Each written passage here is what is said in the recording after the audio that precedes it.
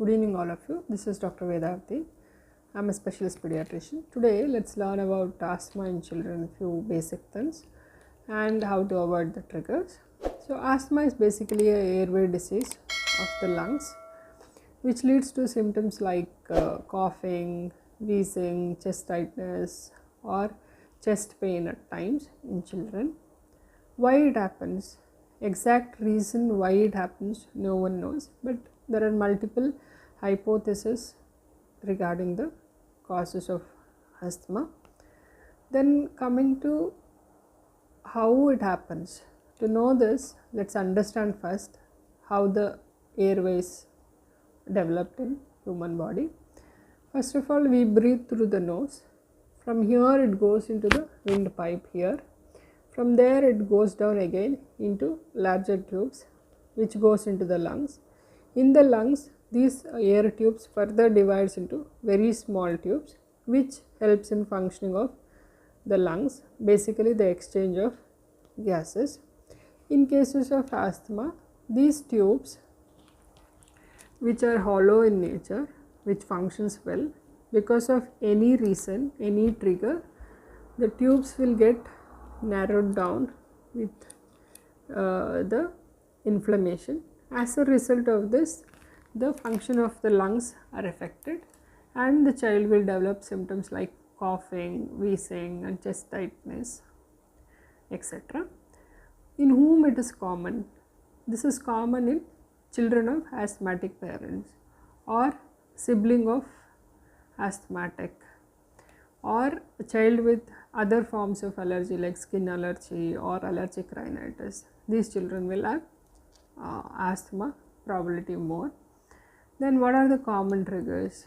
So to develop the symptoms of asthma, the triggers will be like common cough and cold can trigger at times, or dust, pollen, animal danders, they can trigger asthma in some children, or like some food substance like peanuts, the citrus fruits, all this can trigger cold items, can trigger symptoms in few children. In some children the exercise, over exercise can trigger. In some children the emotions can trigger like excessive laughing, crying, screaming, all this can trigger the asthma symptoms. So how can we treat asthma? So asthma treatment is like divided into two. First, we need to control the triggers wherever it is possible. The triggers whatever I have explained now, you can control those triggers. Then coming to the treatment is easy.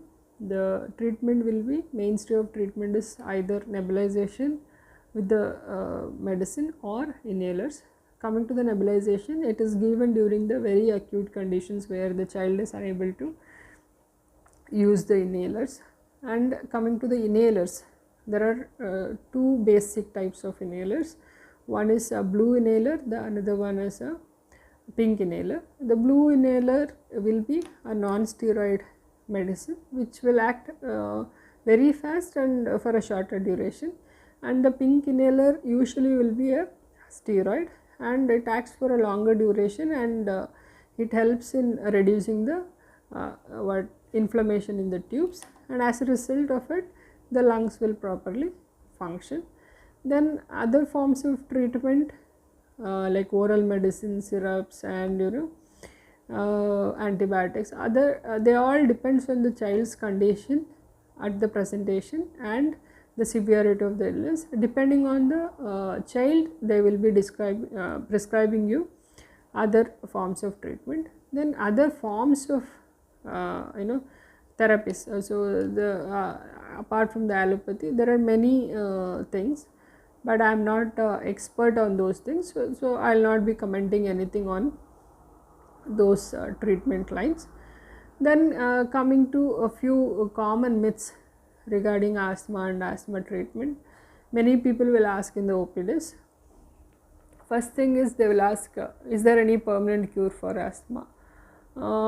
Unfortunately, there is no permanent treatment for asthma because, as I explained, this is not a permanent disease condition in any part of the body. It is a dynamic process in the lung tubes, where because of some triggers the lung tubes constrict and decreases its function.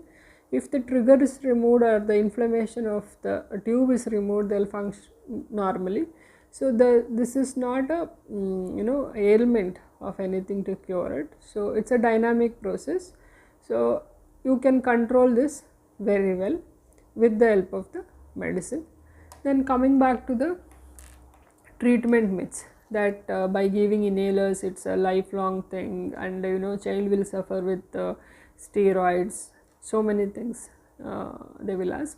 So coming back to the inhalers, see, inhalers will have very minimal dose. For example, 1 mg tablet which we consume is having 1 mg of the medicine, whereas in inhalers we measure the medicine in micrograms, that is 1 mg is equal to 1000 micrograms, whereas inhalers will have 125, 250 like that the strength. So that will be very fraction of the oral medicine which we consume.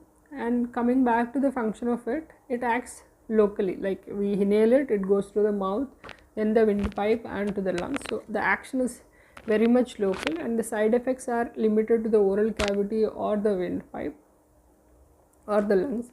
Whereas when we consume the tablets, it has to go to the gut, from there it has to get absorbed into the blood and then to the lungs. Meanwhile, it can get distributed in other body parts and can cause side effects there. So what are the common side effects of steroids, they will ask. So as I said, it can cause oral cavity, thrush sometimes, or ulcers, or it can cause crackiness of the voice, or sometimes it can have effects like tremors, palpitation, very rarely, but they can have.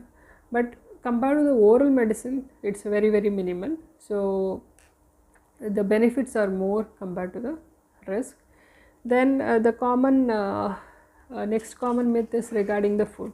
Once the child starts having wheezing, coughing, the second visit what we see is they'll stop, the parents must have stopped so many food items from the menu. So here one important thing we need to know is all food will not trigger wheezing in your child. So identify which item is causing the problem, that can be eliminated for some time and then can reintroduce. Or if there are situation where you are very much worried about the food, or the child is having lot of allergy and other forms of allergy, there are tests to do for to eliminate the food items from the menu. So that can be done after the consultation.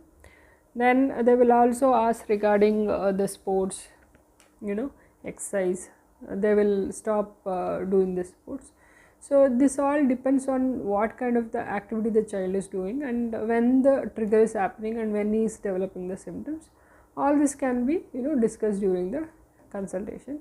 And coming back to the next myth, it is regarding the clothes. They will say we are putting all warm clothes, sweaters, caps, socks, everything, but still the child starts having cough. See, cloths will help in keeping the child warm, but this will not help in cases of asthma, because this is a airway disease, as I explained. So you, despite doing all the preventive measures, still the child is developing symptoms, please do come and we can see the child and can treat. At times it may not be just asthma, it can be chest infection also. So this needs to be seen in the consultation, and then only we can take a call what is happening.